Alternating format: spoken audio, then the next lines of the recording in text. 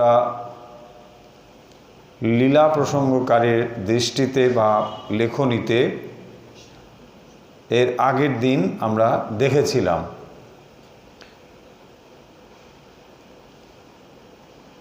নিশ্চয়ই আপনাদের মনে থাকবে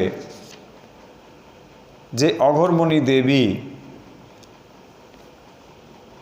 খুব বাল্যকালে তিনি বিধবা হয়েছিলেন। বিধবা মানে খুব নামমাত্রই সময় তার বিবাহের সময়, এবং তারপরে তিনি কিভাবে ধীরে ধীরে ভগবৎ সাধনায় জীবনকে সমর্পণ করেছিলেন, সেই কথাই আমরা এই গোপালের মা প্রসঙ্গে পাঠ করেছি। এবং ঠাকুরের সঙ্গে তার যে ঐকান্তিক ব্যবহার, সেটিও কিন্তু লীলা প্রসঙ্গকার এখানে উল্লেখ করেছেন। আমরা তারই পরবর্তী অংশ আজ পড়ব।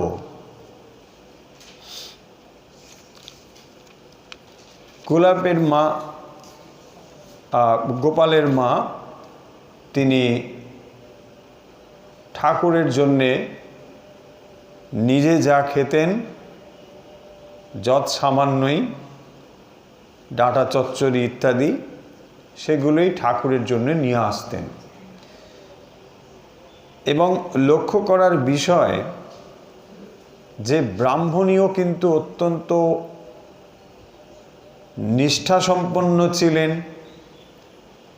আবার ঠাকুরকেও আমরা দেখি একই রকমভাবে নিষ্ঠাসম্পন্ন। তিনি যার তার হাতের ছোঁয়া খেতে পারতেন না, কিন্তু ব্রাহ্মণী যখন সামান্য আহার খাওয়ার নিয়ে আসতেন, ঠাকুর সেগুলো কিন্তু পরম তৃপ্তিতে খেতেন এবং তাকে বলতেন যে তুমি নিজের জন্যে যে ডাঁটা চচ্চড়ি করো ওগুলোই নিয়ে আসবে। ঠাকুর জানতেন যে তার পক্ষে খুব দামি জিনিস নিয়ে আসা সম্ভব নয়, আর বোধহয় প্রয়োজনও ছিল না, কারণ ভগবান কেবলমাত্র ভক্তের অন্তরই দেখেন, এবং সেই কারণের জন্য তিনি তার স্নেহ ভালোবাসায় চিরদিনের জন্য এই ব্রাহ্মণীকে আবদ্ধ করে রেখেছেন। কলিযুগে বিশেষ করে ভাব সাধনের ক্ষেত্রে সখ্য, দাস্য, বাৎসল্য, মধুর ইত্যাদি, এই যে শান্ত ভাব সাধনের কথা বলা হয়, সেক্ষেত্রে এই বাৎসল্য সাধন বিশেষত কলিযুগে খুবই বিরল, এবং সেই সাধন সাধারণ ভক্তদের ভেতরে একটি দৃষ্টান্ত স্থাপনের জন্য ভগবান শ্রীরামকৃষ্ণ এই অঘোরমণি দেবী বা গোপালের মাকে সেই বাৎসল্য ভাব আশ্রয় করেছিল। এবং এই সাধন করে আপনারা জানেন যে তার প্রথমের দিকে যখন ঠাকুরের কাছে আসেন দক্ষিণেশ্বরে, তখন তার যেমন নিষ্ঠা ইত্যাদি এগুলো ছিল সবই তিনি মেনে চলতেন, এবং অত্যন্ত নিষ্ঠাবান ছিলেন। কীরকম? একটি দৃষ্টান্ত দিলেই বোঝা যাবে যে দক্ষিণেশ্বরে যখন আসতেন, ঠাকুরের রান্না আদি হয়ে গেলে তারপর তিনি রান্না করতেন এবং গঙ্গা জল দিয়ে উনুন পরিষ্কার করে তারপরে তার রান্না হতো। একদিন ওই রান্না করার কিছু বাসনপত্র শ্রীরামকৃষ্ণ স্পর্শ করে ফেলেছিলেন। সেই দিন আর তার খাওয়া হয়নি। ফলে ভেবে দেখুন কি নিষ্ঠা! কেউ রান্না করবার সময় যদি স্পর্শ করে দেয় তাহলে হবে না, কিন্তু তিনি তখনও জানতেন না যে তিনি যার জন্যে রান্না করেন সেই গোপাল স্বয়ংই স্পর্শ করেছে। সেইটি যখন জানতে পারলেন, তারপর থেকে আর কোনো তিনি এই নিষ্ঠার অতটা আঁট রাখতেন না।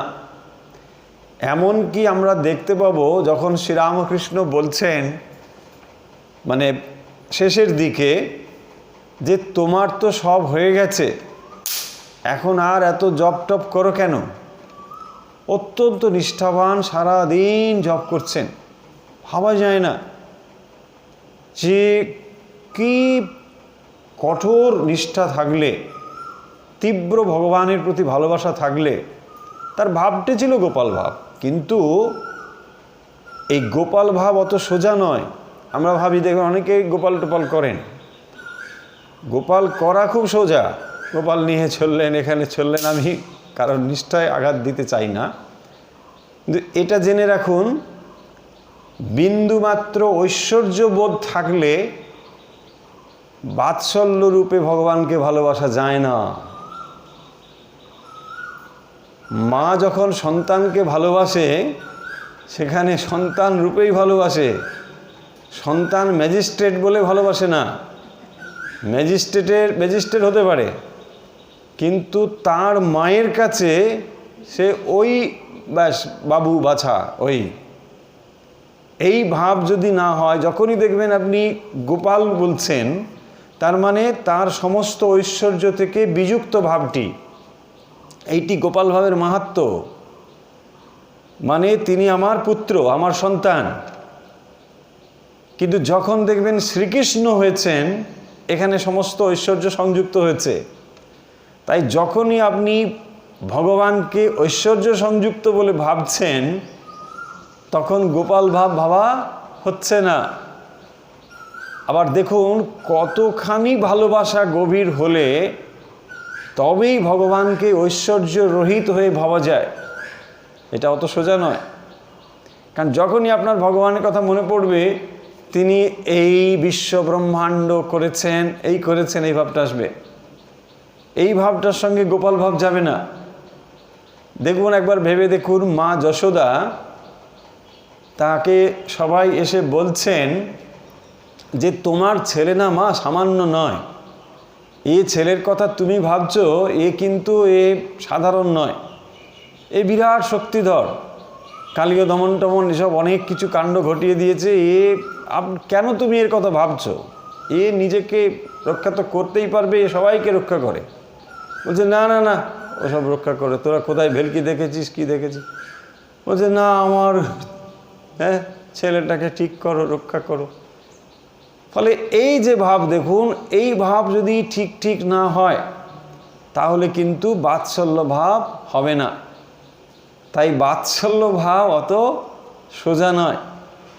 কলিতে যে ভাবটি সবথেকে সহজ, মানে এই ভাবগুলোর মধ্যে, সেটি হচ্ছে দাস ভাব বা সেবক ভাব। তুমি প্রভু, আমি দাস, এটা হতে পারে। আর হতে পারে তুমি মা, আমি সন্তান, বা তুমি পিতা, আমি সন্তান, এটা হতে পারে। বাকি যে ভাবগুলো, এগুলো অত সহজ নয়, বিশেষত কলিযুগের ক্ষেত্রে।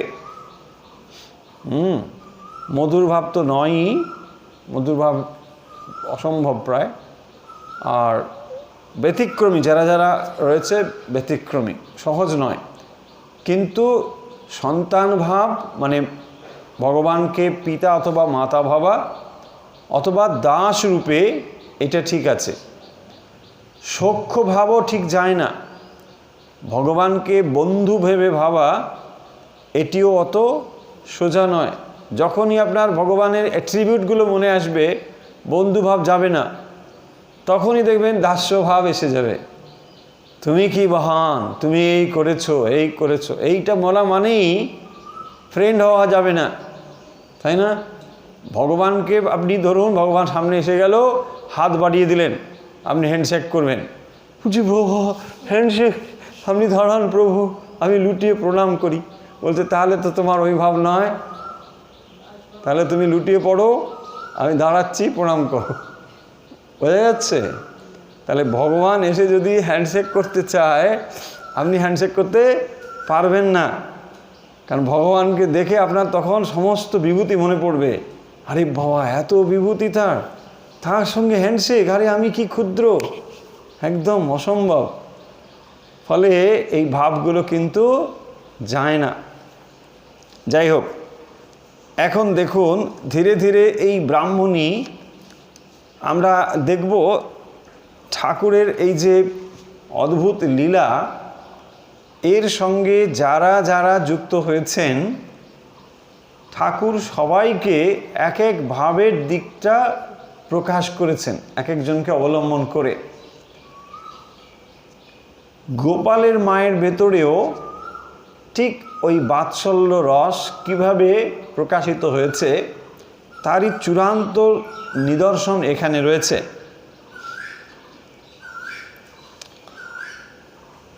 সকাল সকাল রন্ধন করিয়া সাক্ষাৎ গোপালকে খাওয়াইবার জন্য বাগান হইতে শুষ্ক কাঠ কুড়াইতে গেলেন।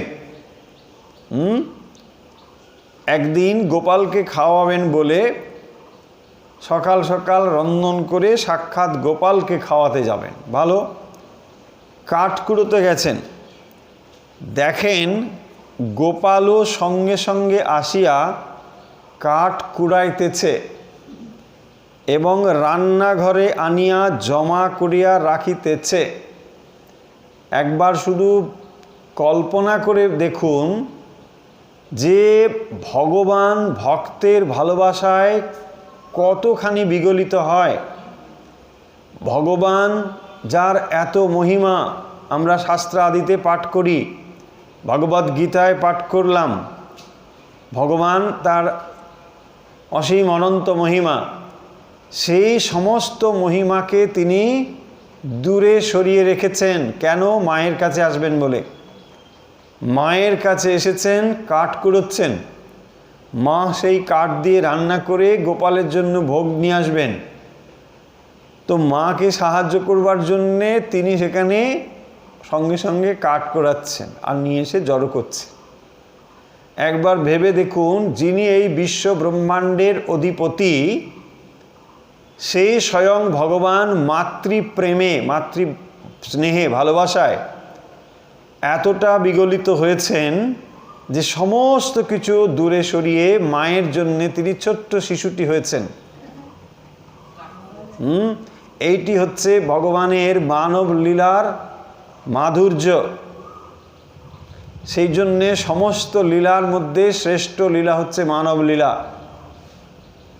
আর ভক্তরা এই মানব লীলায় ভগবানের রস আস্বাদন করবার জন্যে তারা মুক্তিও চান না। ভক্ত মুক্তি চায় না, বলছি মুক্তি টুক্তি দরকার নেই। ভগবানের সঙ্গে যদি এইভাবে আমরা সংযুক্ত হয়ে থাকতে পারি, এর থেকে মুক্তি চাই না। একবার ভেবে দেখুন যে গোপালের মা কিভাবে কত পবিত্র, কত নিষ্ঠা, কত ভক্তি, কত ভগবানের প্রতি ভালোবাসা থাকলে পরে ভগবান তার কাছে একেবারে জীবন্ত মানুষের মতো রূপ ধরে এসেছেন, কাঠ করাচ্ছেন।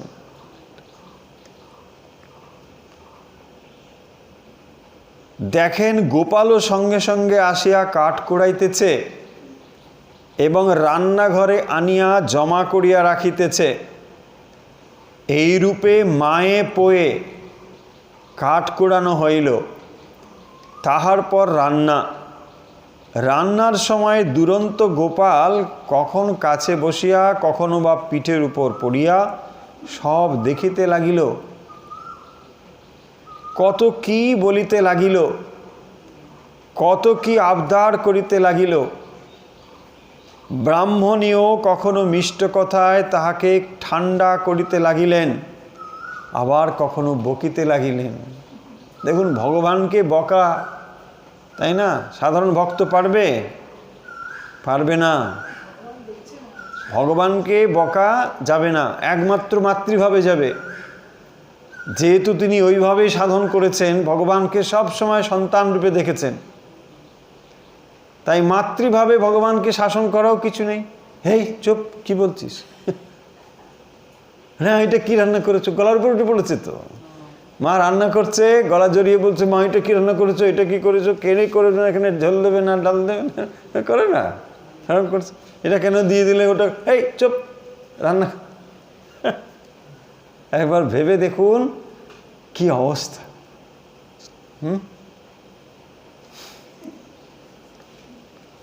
এই ঘটনার কিছুদিন পর গোপালের মা একদিন দক্ষিণেশ্বরে আসিয়াছেন। ঠাকুরের সহিত সাক্ষাৎ করিয়া নহবতে যেখানে মাতা ঠাকুরানী থাকিতেন যাইয়া জপ করিতে বসিলেন। হ্যাঁ, বসে এখানে জপ করছেন। নিয়মিত জপ সাঙ্গ করিয়া প্রণাম করিয়া উঠিতেছেন, এমন সময়ে ঠাকুর পঞ্চবটী হইতে ওই স্থানে আসিয়া উপস্থিত। ঠাকুর গোপালের মাকে দেখিতে পাইয়া বলিলেন, তুমি এখনো অত জপ করো কেন? তোমার তো খুব হয়েছে। যে দর্শন আদি এসব তো তোমার অনেক হয়েছে, আর এত জপ করবার কি দরকার? দেখুন, জপ ভগবানকে লাভ করবার জন্যই জপ। ভগবানকে যখন প্রাপ্ত হয়ে যায় তখন আর কি জপ দরকার? সেই কথা স্বয়ং ভগবান এসে বলছেন, জপ করব না? আমার কি সব হয়েছে? সব হয়েছে। তিনি বলছেন যে আর জপ করব না? বলছে না, করতে হবে না, তোমার সব হয়ে গেছে। সব হয়েছে? হ্যাঁ, সব হয়েছে। মানে আরো দৃঢ়ভাবে ঠাকুর বলছেন, তোমার যা সব হয়েছে। হ্যাঁ, তোমার আপনার জন্য জপ তপ করা সব হয়ে গেছে, তোমার নিজের জন্য আর দরকার নেই। তবে নিজের শরীর দেখাইয়া এই শরীরটা ভালো থাকবে বলে ইচ্ছে হয়তো করতে পারো। মানে আমার জন্যে করবে, যেহেতু সন্তান ভাব, সেই জন্যে সন্তানের জন্যে করবে, কারণ তোমার আর নিজের জন্যে দরকার নেই। তাহলে দেখুন, স্পষ্টতই এই কথা থেকে এটা আমরা বুঝতে পারছি যে সাধন ভজন তাও লক্ষ্য নয়, লক্ষ্য হচ্ছে ভগবানকে লাভ করা। সাধন ভজনটি একটি মাধ্যম, জপ একটি মাধ্যম, একটি সাধন। সেই সাধনে যখন সিদ্ধি লাভ করে তখন আর এটার দরকার নেই। তার মানে এটা যখন লক্ষ্যতে পৌঁছে দেয় তখন আর এটার প্রয়োজন নেই, তাই না? সেই জন্যে একটা জিনিসকে গ্রহণ করতে হয়, আবার একটা পয়েন্টে গিয়ে ওটাকে ত্যাগও করতে হয়, তা না হলে হবে না। ধরুন আপনি কোনো একটি জায়গায় যাবেন বলে কোনো একটা গাড়িতে উঠেছেন, গাড়ির একদিকে ওঠার দরজা আবার একদিকে নামার দরজা। তা আপনি যখন গন্তব্যে পৌঁছে গেছেন তখন নেমে যাচ্ছেন, আমরা নামবে কেন আপনি গাড়িতে? না না না, হয়ে গেছে, এখন আমি নামছি। তাহলে দেখুন, যে সাধন সাধক অবলম্বন করে একটা সময়ের পরে, অর্থাৎ যখনই তার সত্য লাভ হয় তারপরেই কেবল সাধনটাকে সে ত্যাগ করতে পারে। তার মানে সাধনটি তার লক্ষ্য নয়, লক্ষ্য ভগবানকে লাভ করা। ভগবানের জন্যেই জপ, ভগবানের জন্যেই সাধন, ভগবানের জন্যেই কৃচ্ছ সাধন, ভগবানের জন্যেই ত্যাগ স্বীকার, যা কিছু সমস্ত ভগবানের জন্যে। সাধন, ভজন, শাস্ত্রপাঠ, ত্যাগ, তপস্যা, সাধুসঙ্গ, তীর্থদর্শন, যা কিছু করছি সবই একটি উদ্দেশ্যে। তা না হলে এগুলোর কোনো মূল্য নেই। সাধন যদি লক্ষ্যে না পৌঁছে দেয় তাহলে সাধনের মূল্য কিছু নেই। সেইটি এখানে স্পষ্টতই ঠাকুর বলছেন যে তোমার কিন্তু যা পাওয়ার তা পাওয়া হয়ে গিয়েছে। এখন দেখুন, তাহলে ঠাকুর বলছেন যে তুমি জপ করতে পারো, কিন্তু আমার মঙ্গল প্রার্থনা করে করবে। এইটা কীরকম?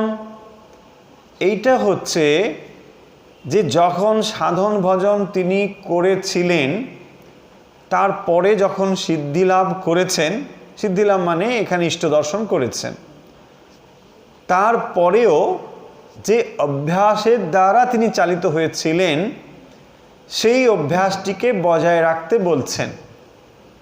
কিন্তু এটি তার আর এখন কোনো প্রয়োজন নেই, কিন্তু তবুও এটা তিনি করে যাচ্ছেন। এবং এইটা কীরকম? এটা অপরের মঙ্গলের জন্য এটা করে যাচ্ছেন। দেখুন, তোতাপুরী একটা প্রকৃষ্ট এক্সাম্পল, যিনি নিজে ব্রহ্মজ্ঞান লাভ করেছেন, তারপরেও দেখুন তিনি সাধন করছেন, ভজন করছেন, দীর্ঘ সময় ধ্যানমগ্ন রয়েছেন। কি প্রয়োজন? যিনি সত্য লাভ করেছেন তার আর কি প্রয়োজন মনে হতে পারে, কিন্তু তখনও তিনি জগৎ কল্যাণের জন্যে করে যাচ্ছেন।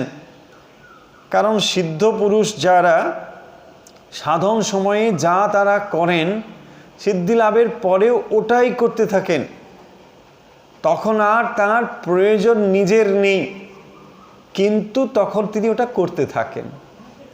একটা জাগতিক এক্সাম্পল নিন, তাহলে বুঝতে পারবেন। ধরুন, একজন অলিম্পিকে অংশগ্রহণ করবেন বলে খুব অভ্যাস করছেন, যে কোনো ইভেন্টে অভ্যাস করার পরে অনেক সাধ্য সাধন করে তিনি হয়তো অলিম্পিকে কোনো একটা কিছু লাভ করলেন, হয়ে গেল। এখন তারপরেও দেখবেন তিনি হ্যাবিট করে যাচ্ছেন, ওইটা পরে প্র্যাকটিস করে যাচ্ছেন। আপনার মনে হবে কি ব্যাপার, আপনার তো উদ্দেশ্য ছিল এটা হয়েই গেছে, আবার কি দরকার। এখন দেখবেন তিনি হয়তো একাডেমি খুলে মানে অনেককে ট্রেনিং দিচ্ছেন। তার মানে কি, এখন তার ওটা দরকার নেই, যেটা অ্যাচিভ করবার হয়ে গেছে, কিন্তু এখন জগৎ কল্যাণের জন্য তিনি কাজ করছেন। তিনি হয়তো এখন অনেক প্র্যাকটিস করেন, অনেক কিছু করেন, কিন্তু সেটা আর নিজের প্রয়োজন ততটা নেই। এটা একটা বাস্তব এক্সাম্পল আমরা চেনা পরিবেশের মধ্য থেকে তুললাম। ব্যাপারটা তাহলে কি? ব্যাপার হচ্ছে, যেইটি অভ্যাস করে করে দীর্ঘদিন সাধক যে অবস্থায় পৌঁছয় এবং যখন সে জ্ঞান লাভ করে, তখন সে আর কি করবে? সে ওটাই করতে থাকে। শ্রীরামকৃষ্ণ কি বলছেন যে কেরানি সে কি জেল থেকে ফিরে ধেই ধেই করে নাচবে? আছে না একটা এরকম, ছাড়া পাওয়ার পরে সে যা করতো তাই করবে। ভাবটা হচ্ছে এই যে গোপালের মা যখন নিজের প্রয়োজন আর নেই, তখন বলছেন এর জন্যে করো, তা না হলে কি নিয়ে থাকবে? একটা অবলম্বন তো চাই। সেই জন্য দেখবেন যারা সিদ্ধ পুরুষ তারপরেও তারা জগৎ কল্যাণে নিজেকে নিয়োজিত করেন। শ্রীরামকৃষ্ণ স্বয়ং যেমন, এরকম অনেক উদাহরণ দেওয়া যাবে। শঙ্করাচার্য আরেকটি বড় উদাহরণ, এরকম প্রচুর উদাহরণ রয়েছে। তার নিজের প্রয়োজন ছাড়াও জগতের হেতু মঙ্গলের জন্যে, হিতের জন্যে তিনি কিন্তু অনেক কাজ করছেন। গোপালের মা বলছেন তখন, তবে এখন থেকে যা কিছু করব সব তোমার তোমার তোমার। দেখুন, মানে আমার যখন আর লাগবে না বলে তুমি বলে দিলে, তাহলে বলছেন আমার জন্যে করো। হ্যাঁ ঠিক আছে, তাহলে এখন থেকে যা করব সব তোমার জন্যে করব। 3 বার তোমার তোমার তোমার।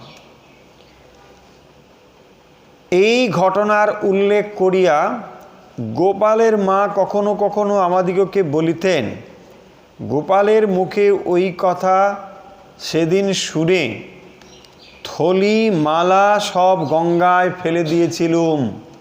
দেখুন, হ্যাঁ, একদিন কত নিষ্ঠা করে এই সব মালা জপ করবেন বলে নিয়েছিলেন, তাই না? যখন সেটার প্রয়োজন ফুরিয়ে গেছে তখন নিজেই সেটা ফেলে দিচ্ছেন, যেটা আর দরকার নেই। ভগবানকে ফেলে দিচ্ছেন তা নয়, ফেলে দিচ্ছেন ভগবানের কাছে পৌঁছনোর যে মাধ্যমটা ছিল। তাহলে একটা হচ্ছে লক্ষ্য, আর একটা হচ্ছে সেই লক্ষ্যে পৌঁছনোর জন্যে যে পথ, রাস্তা, মিনস অ্যান্ড ডেস্টিনেশন। সো যে উপায় অবলম্বন করে তিনি গিয়েছিলেন, সেই উপায়টা যেমনই হোক না কেন এখন আর তার প্রয়োজন নেই, তাই নিজেই সেটা ফেলে দিয়েছিলেন। গোপালের কল্যাণের জন্য করেই জপ করতুম। গোপালের মঙ্গলের জন্য ব্যাস কর জপ, যতটুকু হতো হতো, না হতো কিছু নেই, যা হলো। তারপর অনেক দিন বাদে আবার একটা মালা নিলুম। ভাবলুম একটা কিছু তো করতে হবে, 24 ঘন্টা কি করি, এই গোপালের কল্যাণে মালা ফেরাই। দেখুন, মালা ফেরাই, এখানে অতটা আর আঁট নেই, কারণ প্রয়োজন নেই। এখন ঠিক আছে, ভগবানের গোপালের জন্যে করছি, তার কাছে ভগবান মানে গোপাল, তো সেই গোপাল ভাবে তিনি করছে, গোপালের মঙ্গল হবে। হ্যাঁ, চিন্তা করুন তাহলে, যিনি এই বিশ্ব ব্রহ্মাণ্ডের অধিপতি, তাকে তিনি সন্তান রূপে ভাবছেন। আইএএসের মা নয়, ডিস্ট্রিক্ট ম্যাজিস্ট্রেটের মা নয়, এ জগৎ অধিপতির মা। ওটা ভাবতেও আপনাদের সাধারণের মন যাবে না, তাই না? যে আমার ছেলে এই বিশ্ব ব্রহ্মাণ্ডের অধিপতি, আমি এত বড় মা।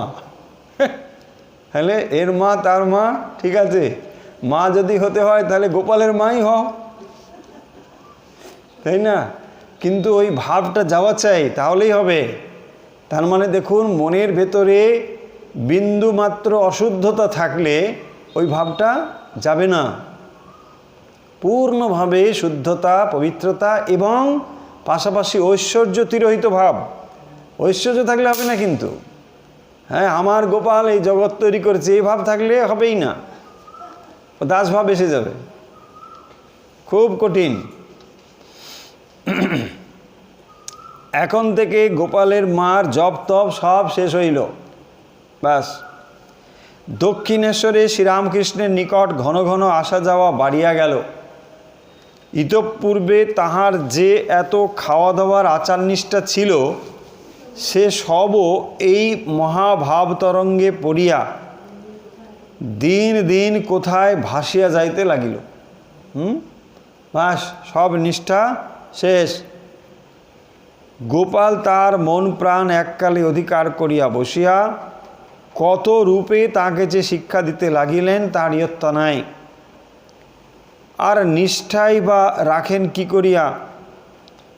গোপাল যে যখন তখন খাইতে চায়, আবার নিজে খাইতে খাইতে মার মুখে গুজিয়া দেয়, তা কি ফেলিয়া দেওয়া যায়?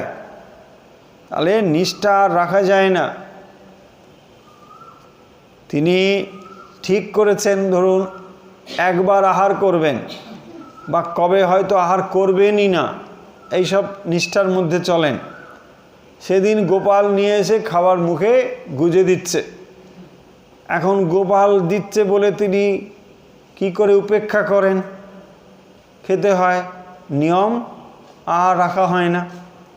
দেখুন, যখন সন্তান ভাবে শ্রী শ্রী মায়ের কাছেও কোনো ছেলে, এরকম মায়ের জীবনীতে ঘটনা রয়েছে যে মা কিন্তু দুবার অন্ন গ্রহণ করতেন না, কিন্তু এটার ব্যতিক্রম হয়েছে। এবং কখন হয়েছে? কেবলমাত্র সন্তানের মঙ্গলের জন্য। বলছে না, ঠিক আছে দাও, প্রসাদ করে দিতে হবে, ঠিক আছে নিয়ে এসো বলে মা কিন্তু গ্রহণ করেছেন।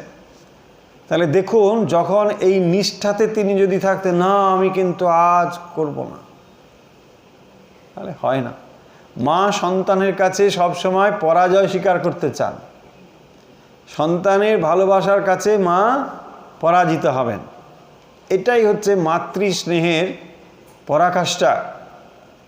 পিতার অন্তরেও সবসময় এই ভালোবাসা থাকে, পুত্র যেন তার থেকেও মহান হয়। দেখবেন এইসব রয়েছে। মাতৃভাব হচ্ছে এরকম এত শুদ্ধ, এত পবিত্র ভাব যে সব সময় তিনি চান যে সন্তানের মঙ্গলই আমার হচ্ছে সব থেকে বড় কথা। আমার নিষ্ঠা যদি আজকে কোনোভাবে ব্যাহত হতে পারে, কিন্তু একমাত্র সন্তানের মঙ্গলের জন্যই আমি এটা ব্রেক করতে পারি, অন্য কোনো কারণে নয়। ঠিক একই রকমভাবে সেটা বলছেন যে এখন আর নিষ্ঠা রাখবো কি করে। কারণ গোপাল কি করে যে যখন তখন খেতে চায়, আবার নিজে খাইতে খাইতে মার মুখে গুঁজে দেয়। দেখুন, তাহলে খাওয়ার ইচ্ছে না থাকলেও গোপাল নিয়ে এসে দিচ্ছে, খেতে হবে, উপায় নেই। তা কি ফেলিয়া দেওয়া যায়? আর ফেলিয়া দিলে সে যে কাঁদে, ফেলে দিলে কাঁদবে। ব্রাহ্মণী এই অপূর্ব ভাব তরঙ্গে পড়িয়া অবধি বুঝিয়াছিলেন যে উহা শ্রীরামকৃষ্ণ দেবেরই খেলা, এবং শ্রী শ্রী রামকৃষ্ণ দেবী তাহার নবীন নিরদ শ্যাম নীলেন্দি বরলোচনা গোপাল রূপী শ্রীকৃষ্ণ। তো সেইটি তিনি বুঝেছিলেন বলেই স্বয়ং গোপাল যদি এসে তাকে কিছু দিতে বলেন, তা কি কখনো না দিয়ে তিনি পারেন? কাজে তাকে রাঁধিয়া খাওয়ানো, তাহার প্রসাদ খাওয়া ইত্যাদিতে আর দ্বিধা রইল না। তো যখন তিনি এসে বলছেন আমি খাবো, খেতে দাও, ব্যাস বুড়িমা কী করবেন? আবার রান্না শুরু করলেন, গোপাল খাবে। এ এক অদ্ভুত ভাব। কারণ তিনি কামারহাটিতে আছেন আর দক্ষিণেশ্বরে শ্রীরামকৃষ্ণ। এইটি যে অন্য কেউ দেখতে পাচ্ছে তা তো নয়, এটি সম্পূর্ণ ভাবরাজ্যের বিষয়। তিনি ভাবে প্রত্যক্ষ করছেন গোপাল এসে তার কাছে খেতে চাইছেন। তখন তিনি যেমনই অবস্থায় থাকুন না কেন, আবার সেই রান্না টান্না শুরু করছে যে না, গোপাল এইটা খাবে, চলো গোপালের জন্য করতে হবে। কি ভাব লক্ষ্য করুন। এবং ভগবান কি করছেন? না, এই আধারটিকে অবলম্বন করে তার এই যে মাতৃ এবং বাৎসল্য রস প্রকাশিত হচ্ছে, সেই আধারটিকে তিনি রক্ষা করছেন, যাতে করে জগতে এই মাতৃভাব, বাৎসল্য, প্রেম জগৎ চিনতে বুঝতে পারে। অনবরত 2 মাস কাল কামারহাটির ব্রাহ্মণী গোপাল রূপী শ্রীকৃষ্ণকে দিবারাত্রি বুকে পিঠে করিয়া একসঙ্গে বাস করিয়াছিলেন। অনবরত 2 মাস এইভাবে ভাবরাজ্যে এত উচ্চ অবস্থায় রয়েছেন। ভাবরাজ্যে এইরূপ দীর্ঘকাল বাস করিয়া চিন্ময় নাম, চিন্ময় ধাম, চিন্ময় শ্যামের প্রত্যক্ষ উপলব্ধি ও দর্শন মহাভাগ্যবানেরই সম্ভবে। ভগবানের এইরকম সর্বদা ভাবরাজ্যে তাকে দর্শন করা, এটা সবার পক্ষে সম্ভব নয়। সবাই এটা, এই ভাগ্য সবার হয় না। চিন্ময় নাম, চিন্ময় ধাম, চিন্ময় শ্যাম, একে তো শ্রী ভগবানে বাৎসল্য রতি জগতে দুর্লভ। শ্রী ভগবানের ঐশ্বর্য জ্ঞানের লেশমাত্র মনে থাকতে তার উদয় অসম্ভব, যে কথা বলছিলাম।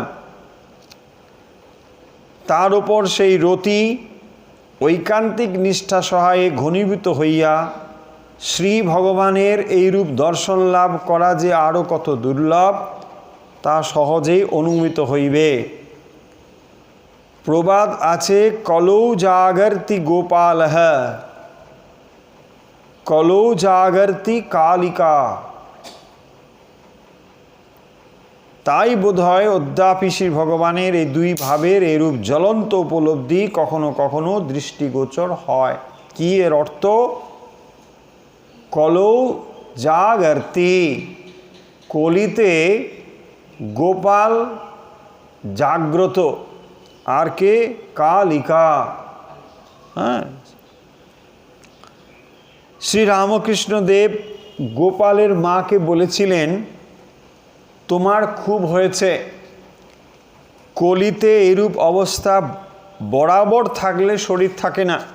হ্যাঁ, এরকম যদি অবস্থা সব সময় থাকে তাহলে আর শরীর থাকে না। বোধ হয় ঠাকুরের ইচ্ছাই ছিল বাৎসল্য রতির উজ্জ্বল দৃষ্টান্ত স্বরূপ এই দরিদ্র ব্রাহ্মণীর ভাবপুত শরীর লোকহিতায় আরও কিছুদিন এ সংসারে থাকে। পূর্বোক্ত 2 মাসের পর গোপালের মার দর্শন আদি পূর্বাপেক্ষা অনেকটা কমিয়া গেল।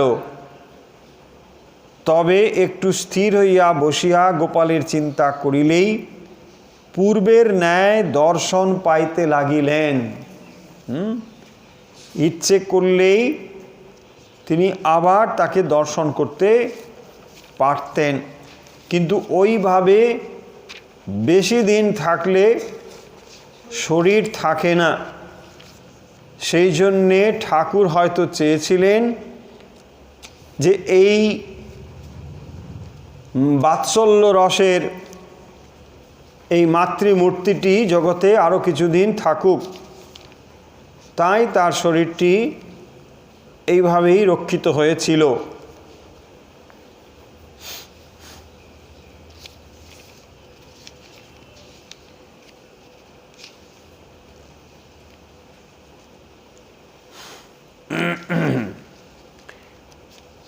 গোপালের মায়ের লীলা প্রসঙ্গের অবলম্বনে যে সমস্ত কাহিনী লীলা প্রসঙ্গকার এখানে উল্লেখ করেছেন, আমরা তা লীলা প্রসঙ্গ থেকে পাঠ করছি।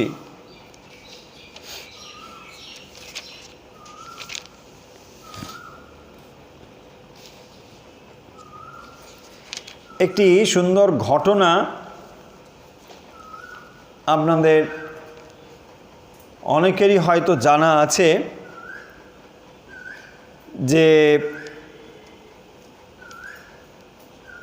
গোপালের মা তার যে দিব্য অনুভব আদি হয়েছিল বা হতো, এইসবের পরিচয় আমরা অন্যত্রও পাব। সেখান থেকে একটি ঘটনা আমরা এখন উল্লেখ করছি।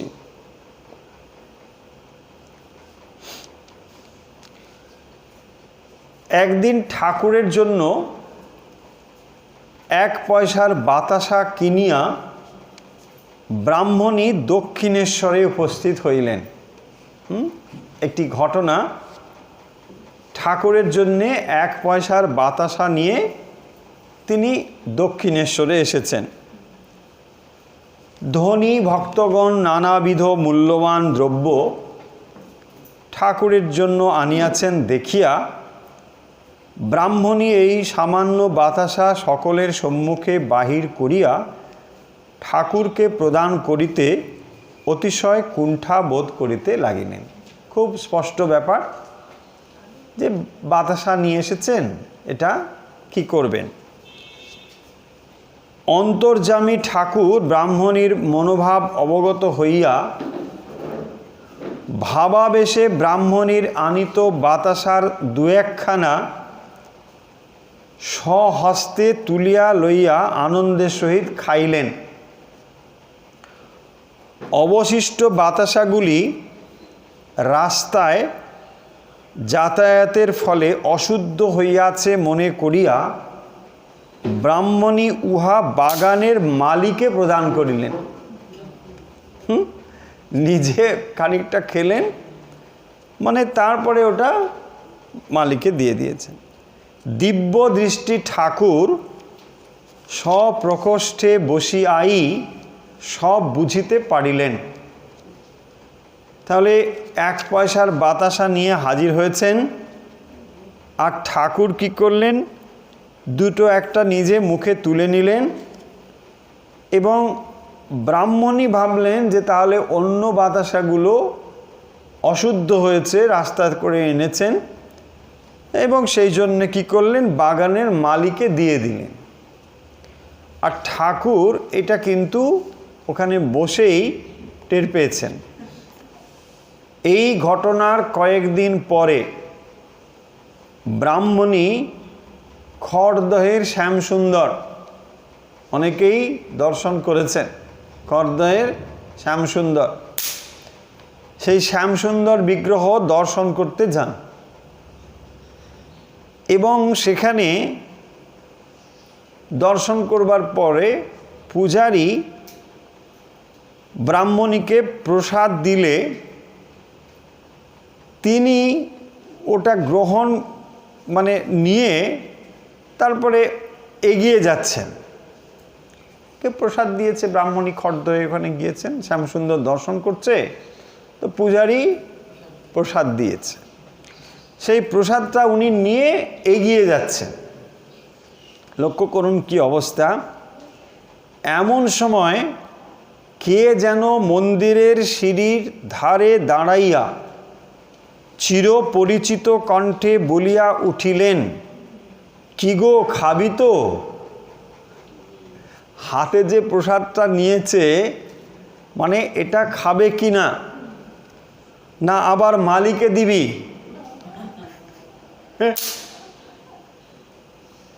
স্তম্ভিত হইয়া ব্রাহ্মণী শুনিলেন এ তার রামকৃষ্ণেরই কণ্ঠস্বর। ঠাকুরের গলায় কিন্তু অন্য একজনে, যদিও ব্যক্তিটি ভিন্ন। সকৃত কর্মের জন্য ব্রাহ্মণীর অন্তর আত্মগ্লানিতে ভরিয়া উঠিল। যে আরে এটা কি করব, ফেলে দিয়েছিল না, এখন তিনি আত্মগ্লানিতে ভুগছেন। অনুতপ্ত হৃদয়ে ব্রাহ্মণী তখনই দক্ষিণেশ্বরে আসিয়া অশ্রুসিক্ত নয়নে ঠাকুরকে নিবেদন করিলেন, বাবা, আমি প্রসাদের অবমাননা করে অপরাধ করেছি। তাহলে ভগবান যেটি গ্রহণ করেন সেটি কি হয়? প্রসাদ। তাহলে সেইটি গ্রহণ করবার পরে তিনি কি করেছিলেন? সেটাকে নিয়ে মালিকে দিয়েছিলেন। দুটো একটা খেয়েছে বোধহয়, ঠিক পুরো খাননি। ওই মান রাখার জন্যে বোধহয় করেছে, আমি তো অল্প নিয়েছি, দামি দামি জিনিস এসেছে। দেখুন তার মনে এই ভাবটা ছিল, এবং তার উত্তরটা পেয়ে গেলেন যখন শ্যামসুন্দর দর্শন করতে গিয়ে। সেখানে বলছেন, কি খাবি তো, নাকি মালিকে দিয়ে দিবি?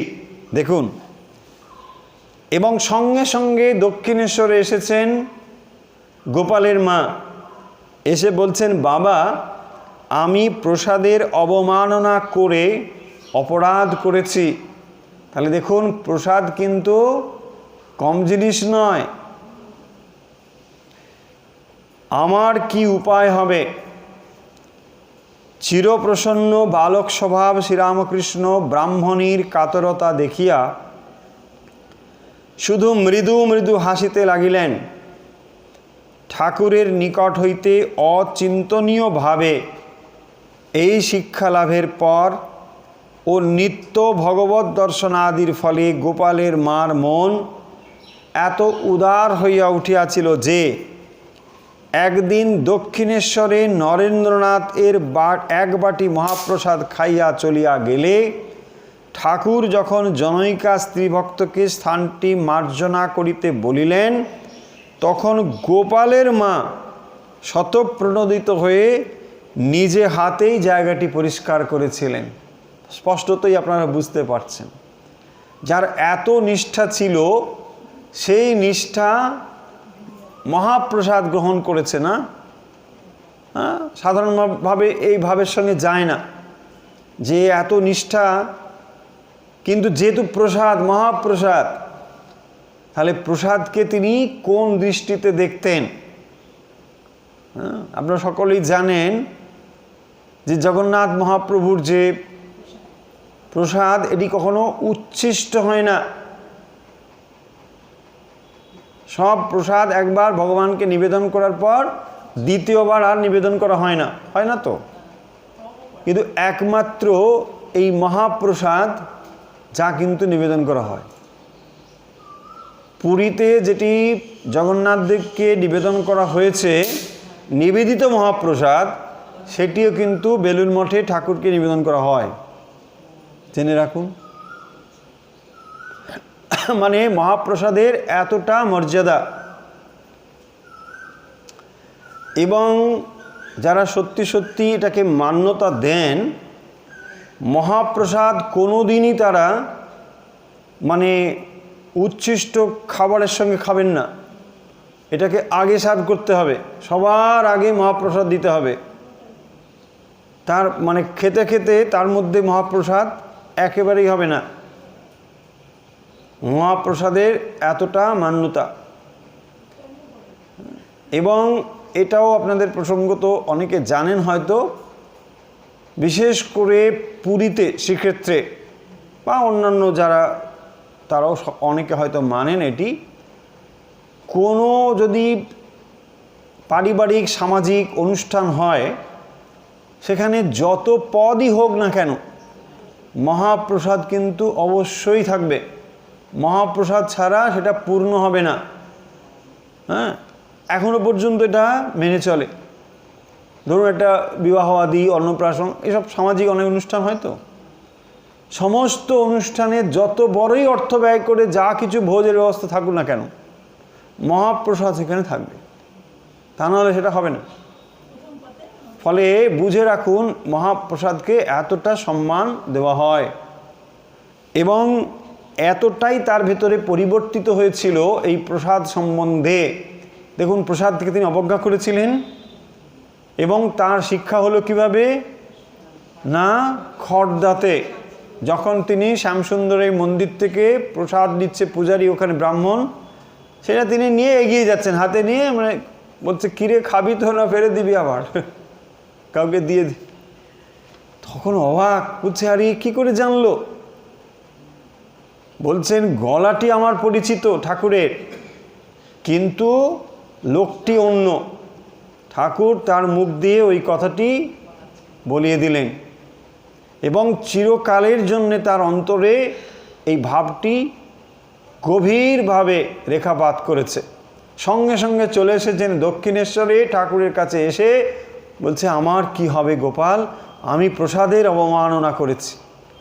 ঠাকুর তখন মৃদু মৃদু হাসছেন এবং তার ভেতরের যে পরিবর্তন হয়েছে তার প্রমাণস্বরূপ বলছেন নরেন্দ্রনাথ মহাপ্রসাদ খেয়ে উঠে গেছে আর সেই জায়গাটি তিনি পরিষ্কার করেছেন নিজে স্বহস্তে। হ্যাঁ, তো নিষ্ঠাবান। দেখুন, এই রকম বেশ কিছু কথা রয়েছে। আজকে আমরা যে অংশটি পড়লাম তাকে আরেকবার সামাপ করে দিয়ে আমরা এই বিষয়টি সমাপ্ত করব। আমরা পড়ছিলাম গোপালের মায়ের কথা, শ্রী শ্রী রামকৃষ্ণ লীলা প্রসঙ্গ থেকে। আরও বিভিন্ন জায়গায় কিছু কিছু তথ্য রয়েছে, সেগুলোকে এক জায়গায় করে অন্যত্র অর্থাৎ ভক্তমালিকাতেও অনেক কিছু কথা রয়েছে।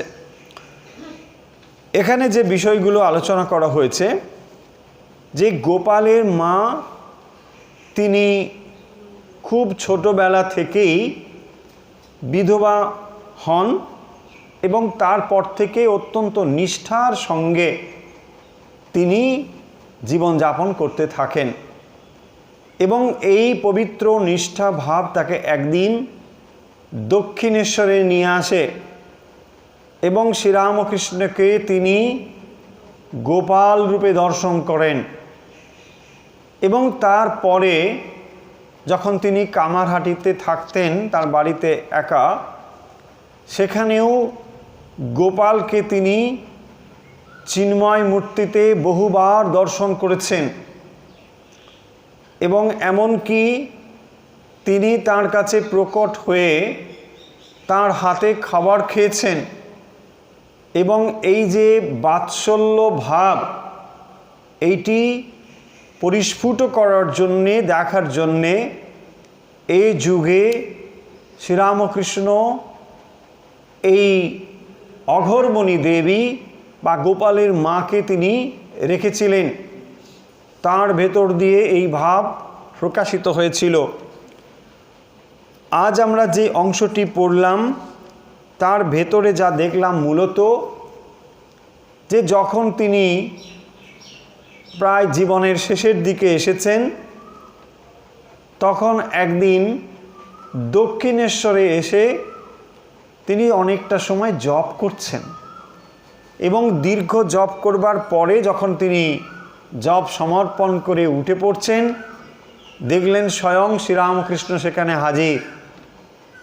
তখন ঠাকুর তাকে বলছেন যে তোমার তো অনেক জপ টপ অনেক করেছো, তোমার তো হয়েছে যা হওয়ার, অনেক দর্শনাদি হয়েছে, আর কেন এত জপ টপ? তো তখন তিনি বলছেন তাহলে কি আমি আর জপ করব না? বলছেন আমার কি সব হয়েছে? বলছে হ্যাঁ তোমার সব হয়েছে, আর জপ দরকার নেই। যদি জপ করতে হয় তাহলে কেবল আমার জন্যে করো, আমার মঙ্গলের জন্য।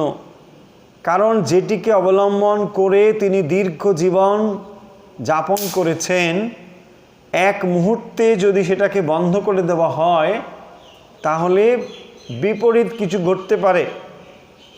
যেহেতু তার আর নিজের প্রয়োজন ছিল না, কিন্তু যে অবলম্বনটা তিনি করে এসেছেন সেই জন্যে বলছেন তোমার নিজের দরকার নেই, আমার মঙ্গলের জন্য করো।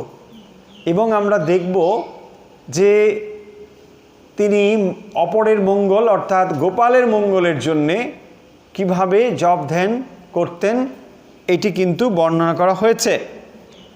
তারপরে তিনি কি করলেন যে তার জপের মালা সব ফেলে দিয়েছিলেন আর দরকার নেই বলে।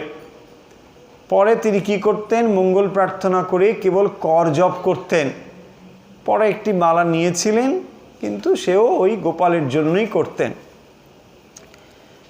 তারপরে যে কথা এখানে বলা হয়েছে যে গোপালের মাকে অবলম্বন করে ঠাকুর এই বাৎসল্য রসের যে একটি দৃষ্টান্ত জগতে রাখবেন, তার জন্যই তার শরীর কিন্তু রেখেছিলেন ঠাকুর। যে না, ঠাকুরের হয়তো ইচ্ছে ছিল যে ইনি আরও কিছুদিন থাকুন। কেন এই কথা বলা হচ্ছে না, শেষের দিকে গোপালের মা সর্বদাই দর্শন হতো এবং এই দর্শনে তিনি বিভোর হয়ে থাকতেন। কলিতে এত ঘন ঘন দর্শন হলে আর এই শরীর থাকে না, সেই কারণের জন্যে তার দর্শন আদি যাতে বন্ধ হয় এবং বন্ধ হয়ে গিয়েছিল। এখানেই সিদ্ধান্ত করা হচ্ছে, লীলা প্রসঙ্গকার উল্লেখ করছেন যে হয়তো এখানে শ্রীরামকৃষ্ণের এই ভাবটি ছিল যে তার দেহ আরও কিছুদিন থাকুক, সেই জন্যে দর্শন আদি আর হতো না, না হলে কিছুদিন শরীরটা থাকবে, তা নাহলে এই সর্বদাই দর্শন হলে শরীর আর থাকে না। ফলে আজকে আমরা লীলা প্রসঙ্গের যে অংশটি পড়লাম সেই অংশটি এবং শেষের যে জিনিসটি আমরা বললাম সেটি হচ্ছে প্রসাদের মর্যাদা। প্রসাদের মর্যাদা বিষয়ে গোপালের মায়ের জীবনের ঘটনা আমরা উল্লেখ করলাম। আজকের লীলা প্রসঙ্গ পাঠ আমরা এখানে শেষ করছি। লীলা প্রসঙ্গ হলো শ্রীরামকৃষ্ণের যে জীবনী, সেই জীবন কথা নিয়েই লীলা প্রসঙ্গ। কিন্তু আমরা বহুবার আপনাদের বলেছি যে লীলা প্রসঙ্গ জীবনী বটে, কিন্তু কেবল জীবনী নয়। জীবনীর ভেতরে যেমন থাকে অন্যান্য মহাপুরুষদের জীবনীতে আমরা দেখেছি যে সেখানে কেবল ঘটনার উল্লেখ করা হয়, কিন্তু এই গ্রন্থটিতে, বিশেষ করে শ্রী শ্রী রামকৃষ্ণ লীলা প্রসঙ্গ গ্রন্থটিতে ঠাকুরের যেমন জীবন কাহিনী রয়েছে, পাশাপাশি এখানে তত্ত্ব আলোচনা হয়েছে। যে আলোচনা আমরা ইতিমধ্যে প্রথম খণ্ডে বহুবার দেখেছি, যে লীলা প্রসঙ্গকার যখন ঠাকুরের কথা লিখছেন তখন তিনি অন্যান্য মহাপুরুষদের যে পরম্পরা তাও কিন্তু তিনি উল্লেখ করেছেন, এবং সেই পরম্পরা উল্লেখ করে তিনি দেখিয়ে দিয়েছেন যে বর্তমান যুগে যখন শ্রীরামকৃষ্ণ অবতীর্ণ হয়েছেন তার সঙ্গে অন্যান্য অবতারের যে পরম্পরাগত সাদৃশ্য রয়েছে সেটি কিন্তু তিনি শাস্ত্রের ব্যাখ্যা থেকে, শাস্ত্রের প্রমাণ থেকে আমাদের কাছে তুলে ধরেছেন। সেই কারণের জন্য যদি কেউ শ্রীরামকৃষ্ণের জীবন কথা মানে প্রামাণিক দিক থেকে, অত্যন্ত অথেন্টিক সেই দিক থেকে শ্রী শ্রী রামকৃষ্ণ লীলা প্রসঙ্গ মানে একটি অন্যতম গ্রন্থ। এরকম খুব অল্পই রয়েছে গ্রন্থ যাকে আমরা প্রামাণ্য গ্রন্থ বলি, তার মধ্যে নিঃসন্দেহে অন্যতম হবে শ্রী শ্রী রামকৃষ্ণ লীলা প্রসঙ্গ। তাহলে কথামৃতের সঙ্গে লীলা প্রসঙ্গের কি পার্থক্য? কথামৃতে রয়েছে ভগবানের সঙ্গে কথা, ঠাকুরের সঙ্গে যে ধরনের কথোপকথন হয়েছে তারই মূল আমরা ওই কথামৃতের মধ্যে পাব। আর লীলা প্রসঙ্গে তাহলে কি পাব? লীলা প্রসঙ্গের মধ্যে কিছু কথা তো নিশ্চয়ই থাকবেই, কিন্তু এখানে প্রাধান্য হচ্ছে তার জীবন কথা, ঠাকুরের জীবন কথা। কিন্তু এটিও আপনাদের নিশ্চয়ই জানা আছে যে শ্রী শ্রী রামকৃষ্ণ লীলা প্রসঙ্গ কিন্তু সম্পূর্ণ নয়। আমরা আর কয়েকটি অধ্যায় বাকি আছে, সেটি পড়ব, কিন্তু পড়ে আমরা দেখব যে এটিও কিন্তু সমাপ্ত হলো না। তার মানে হয়তো এই, বা ভগবানের হয়তো এই ইচ্ছে ছিল যে তার কথা, তিনি যেহেতু অনন্ত, তার কথাও অনন্ত, তার কথা সমাপ্ত হবে না, তার কথা কোনোদিন শেষ হবে না। সেই জন্য দেখবেন এখানে যে জীবনী কাহিনী বলা হয়েছে সেও কিন্তু অসম্পূর্ণই থেকেছে। যদিও দেখবেন কাশীপুরের কথা রয়েছে, 1 জানুয়ারির কথা রয়েছে, তবুও সম্পূর্ণ নয়। যেমন আমরা কি দেখি, কোনো মহাপুরুষের জীবনী জন্ম থেকে তার তিরোধান পর্যন্ত, এখানে কিন্তু ওই রকম আপনি পাবেন না। ভগবানের হয়তো সেটি ইচ্ছে নয়, কারণ এরপরে আবার যখন ভগবান আসবেন তখন তার লীলা কথা আবার সেখান থেকে চলবে। তো এটা সমাপ্ত হবে না, চলতেই থাকবে। তাই আজকের আমরা শ্রী শ্রী রামকৃষ্ণ লীলা প্রসঙ্গ আমরা একেবারে সরাসরি বইতে যেভাবে রয়েছে সেই অংশটুকু পড়লাম। মূলত আজকে আমরা যেটা পড়লাম সেটি হচ্ছে গোপালের মায়ের কথা। এই গোপালের মা মানে ঠাকুরের যে লীলা পার্ষদ যারা এসেছিলেন তার মধ্যে অন্যতম হচ্ছেন এই গোপালের মা, এবং ঠাকুরকে আশ্রয় করে গোপালের মায়ের যে পরিবর্তন এবং দেব দর্শন আদি হয়েছিল তার কাহিনী এই গোপালের মায়ের এই অধ্যায়ের মধ্যে রয়েছে। তাহলে আজকের পাঠ আমরা এখানে শেষ করছি। আমরা ফিরে আসছি অভ্যাস পর্বে।